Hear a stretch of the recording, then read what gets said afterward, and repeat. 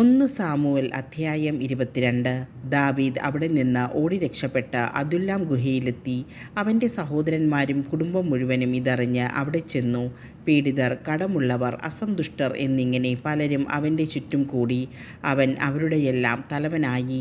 400ഓളം പേർ അവനോട് കൂടെ അവിടെയുണ്ടായിരുന്നു. ദാവൂദ് അവിടെ നിന്ന് മോവാബിലുള്ള മിസ്പയിൽ എത്തി മോവാബ് രാജാവിനോട് അപേക്ഷിച്ചു, ദൈവം എനിക്ക് വേണ്ടി എന്താണ് ചെയ്യാൻ പോകുന്നതെന്നറിയുന്നതുവരെ എൻ്റെ മാതാപിതാക്കന്മാർ അങ്ങയോട് കൂടെ താമസിക്കാൻ അനുവദിക്കണം. അവരെ അവൻ മോവാബ് രാജാവിൻ്റെ അടുത്താക്കി.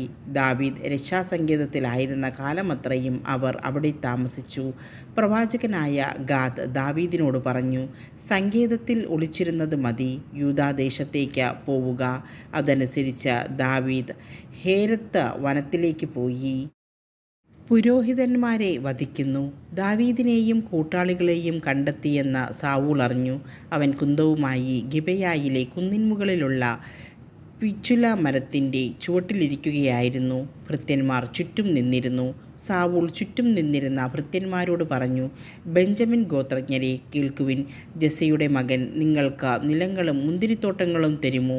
നിങ്ങളെ സഹസ്രാധിപന്മാരും ശതാധിപന്മാരുമാക്കുമോ? നിങ്ങൾ എനിക്കെതിരെ ഗൂഢാലോചന നടത്തിയില്ലേ? ജെസ്സയുടെ മകനുമായി എൻ്റെ പുത്രൻ സഖ്യമുണ്ടാക്കിയപ്പോൾ ആരും എന്നോട് പറഞ്ഞില്ല. അവൻ എൻ്റെ ദാസനായ ദാവീദിനെ എനിക്കെതിരായി തിരിച്ചുവിടുകയും പതിയിരിക്കാൻ പ്രേരിപ്പിക്കുകയും ചെയ്തിട്ട് നിങ്ങളിലൊരുവൻ പോലും എന്നോട് പറയുകയോ എന്നോട് സഹതപിക്കുകയോ ചെയ്തില്ല.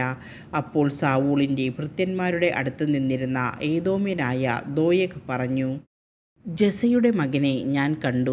നോബിൽ വെച്ച് അഹിത്തൂബിൻ്റെ പുത്രൻ അഹിമേലെക്കിൻ്റെ അടുക്കിലേക്ക് അവൻ വരികയായിരുന്നു. അഹിമേലെക്ക് അവന് വേണ്ടി കർത്താവിനോട് പ്രാർത്ഥിച്ചു. അവന് ഭക്ഷണവും ഫിലിസ്ത്യനായ ഗോലിയാത്തിൻ്റെ വാളും കൊടുത്തു. രാജാവ് അഹിത്തൂബിൻ്റെ മകനും പുരോഹിതനുമായ അഹിമേലെക്കിനെയും അവൻ്റെ പിതൃഭവനത്തിലുള്ള എല്ലാവരെയും നോബിലുള്ള എല്ലാ പുരോഹിതന്മാരെയും ആളയച്ചു വരുത്തി. സാവൂൾ പറഞ്ഞു, അഹിത്തൂബിൻ്റെ പുത്ര, കേൾക്കുക. പ്രഭു സംസാരിച്ചാലും അവൻ പ്രതിവചിച്ചു. സാവൂൾ ചോദിച്ചു, നീയും ജെസ്സയുടെ മകനും കൂടി എനിക്കെതിരായി എന്തിന് ഗൂഢാലോചന നടത്തി? നീ അവന് അപ്പവും വാളും കൊടുക്കുകയും അവന് വേണ്ടി കർത്താവിൻ്റെ ഹിതം ആരായുകയും ചെയ്തില്ലേ? അതുകൊണ്ടല്ലേ അവൻ ഇന്നും എനിക്കെതിരായി പ്രവർത്തിക്കുന്നത്? അഹിമേലെക്ക് പറഞ്ഞു, അങ്ങയുടെ സേവകന്മാരിൽ ദാവീദിനോളം വിശ്വസ്തനായി വേറെ ആരുണ്ട്? അവൻ അങ്ങയുടെ മരുമകനും അംഗരക്ഷകരുടെ അധിപനും അങ്ങയുടെ ഭവനത്തിൽ ആദരിക്കപ്പെടുന്നവനുമല്ലേ? അവന് വേണ്ടി ദൈവത്തോട് ആരായുന്നത് ആദ്യമല്ല. രാജാവ് ഈ ദാസൻ്റെയോ പിതൃഭവനത്തിൻ്റെയോ മേൽ കുറ്റം ആരോപിക്കരുതേ. ഈ ദാസൻ ഇതൊന്നും അറിഞ്ഞിരുന്നില്ല. രാജാവ് പറഞ്ഞു, അഹിമേലെക്ക്, നീയും നിന്റെ കുടുംബവും മരിക്കണം. രാജാവ് അടുത്തുനിന്ന അംഗരക്ഷകനോട് ആജ്ഞാപിച്ചു, കർത്താവിൻ്റെ ആ പുരോഹിതന്മാരെ കൊന്നുകളയുക. അവരും ദാവീദിനോട് ചേർന്നിരിക്കുന്നു. അവൻ ഒളിച്ചോടിയത് അറിഞ്ഞിട്ടും എന്നെ അറിയിച്ചില്ല.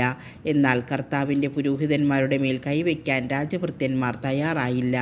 അപ്പോൾ രാജാവ് ദോയേഗിനോട് കൽപ്പിച്ചു, നീ ആ പുരോഹിതന്മാരെ കൊല്ലുക. എദോമ്യനായ ദോയേഗ് അത് ചെയ്തു. ചണനൂൽ കൊണ്ടുള്ള ഏഫോദ് ധരിച്ച 85 പേരെ അന്ന് അവൻ വധിച്ചു. ആ പുരോഹിതന്മാരുടെ നഗരമായ നോബ് അവൻ നശിപ്പിച്ചു. പുരുഷന്മാർ, സ്ത്രീകൾ, കുട്ടികൾ, ശിശുക്കൾ, കഴുതകൾ, ആടുമാടുകൾ എന്നിങ്ങനെ എല്ലാറ്റിനെയും വാളിനിരയാക്കി. എന്നാൽ അഹിത്തൂബിൻ്റെ മകൻ അഹിമേലെക്കിൻ്റെ പുത്രന്മാരിലൊരുവനായ അബിയാഥാർ രക്ഷപ്പെട്ട് ഓടി ദാവീദിൻ്റെ അടുത്തെത്തി. കർത്താവിൻ്റെ പുരോഹിതന്മാരെ സാവൂൾ വധിച്ച വിവരം അവൻ അറിയിച്ചു.